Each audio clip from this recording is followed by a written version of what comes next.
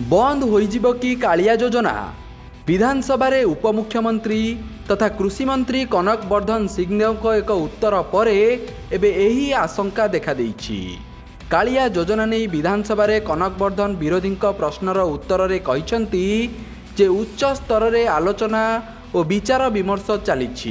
BJD विधायक गौतम बुद्ध दास विभागीय मंत्री को प्रश्न करी पचारिथिले जे राज्य रे क्षुद्र और नाममात्र चाषी को कालिया योजना रे प्रदान करा जाउथिबा सहायता राशि एवं अन्यान्य सुविधा आगामी दिन में जारी रहिबो ना बंद होइजिबो।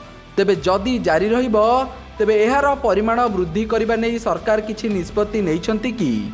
एहार उत्तर रे कृषि और कृषक सशक्तिकरण मंत्री कनक वर्धन सिंहदेव कहिसंती जे राज्य रे कालिया योजना संपर्क में उच्च स्तर रे आलोचना और विचार चली।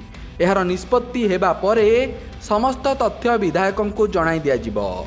सेहीपरि बीजेडी विधायक अरुण साहू मध्य प्रश्न करथिले जे राज्य सरकार को कालिया हिताधिकारी संख्या सारा राज्य रे केते एवं केंद्र सरकार को प्रधानमंत्री किसान कल्याण योजना रे हिताधिकारी संख्या राज्य रे केते। एहा सह सरकार कालिया योजना को बंद करने को योजना करिसंती कि? जदि कालिया योजना बंद हुए तेबे कालिया योजनार हिताधिकारी सरकार की योजना करिवे बोली अरुण प्रश्न करथिले।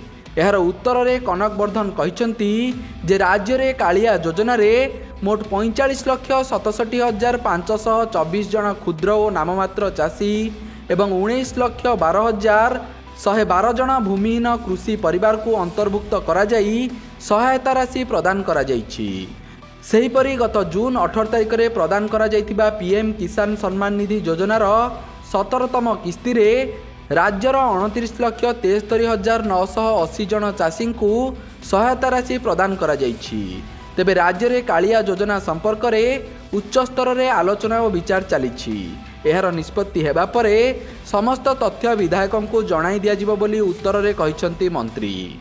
तेबे राज्य रे बीजेपी सरकार आसिबा परे बीजेडी सरकार आरंभ करिथिबा कालिया योजना को नुआ सरकार चालू रखिबे ना बंद करिबे ना पीएम किसान योजना सह कालिया योजनार मिश्रण हेबो ताकू नै एबे हिताधिकारी द्वंद्व रे रहिसंती।